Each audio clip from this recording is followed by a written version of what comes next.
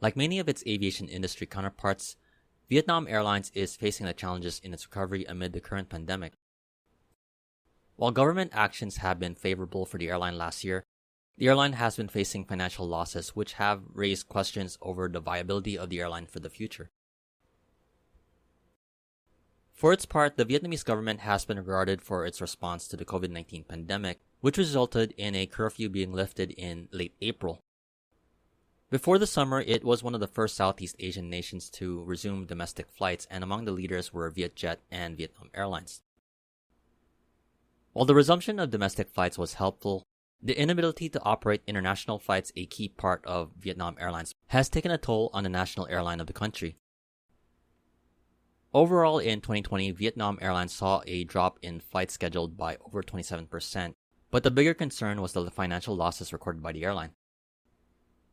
The airline reported a loss of over 11.1 trillion Vietnamese dong, or around $483 million US.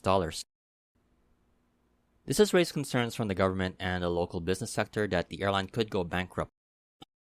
Earlier this year, the government of Vietnam approved a bailout for the carrier, with the State Bank of Vietnam being granted permission to provide a refinance loan of up to 4 trillion Vietnamese dong at zero interest for the airline. Adding to the government assistance, 3 Vietnamese-based banks have pledged to lend another 4 trillion Vietnamese dong to the airline.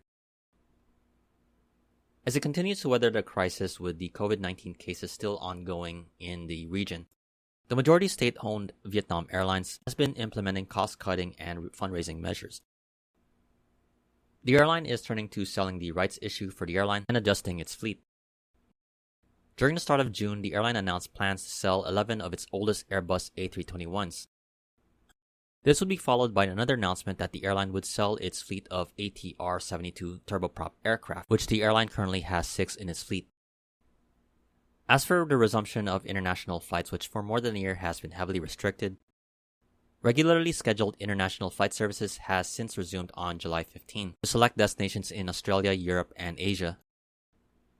Still heavily restricted, the airline is now turning more with an emphasis on cargo, as it has converted aircraft such as Airbus A350s and A321s specifically to carry cargo.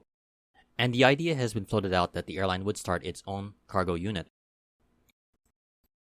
The current financial situation of Vietnam Airlines is in contrast to Vietjet, which reported a profit last year.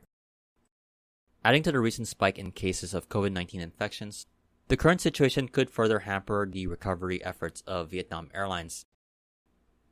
For the national airline of Vietnam, it will be a true test of the management of the situation and continues to weather the COVID-19 pandemic. I definitely hope you enjoyed this video. If you liked it, please like, comment, share, and subscribe. This has been Flights in Asia, highlighting the news and updates from the aviation and travel scene in the Asia Pacific. Thank you for watching, and have a great day.